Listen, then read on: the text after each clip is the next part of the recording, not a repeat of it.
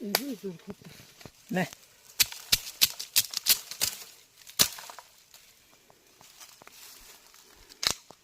cái khung đạp được có mấy vết sao này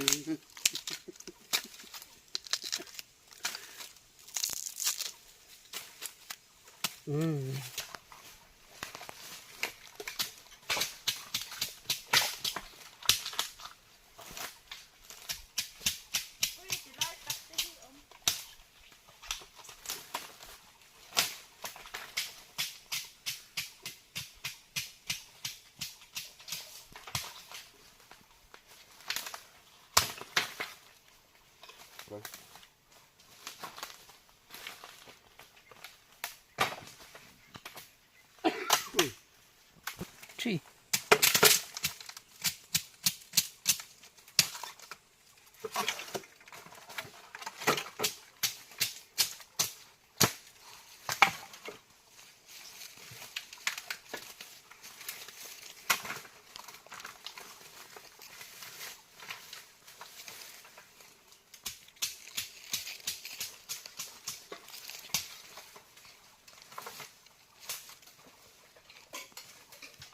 itu ya sih lah ya kan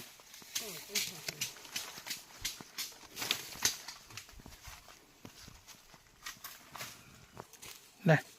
anh tham mà cái rồi mà có mình Ở cái đầu nó cũng thở. cái tham mà ăn thằng gì mấy mà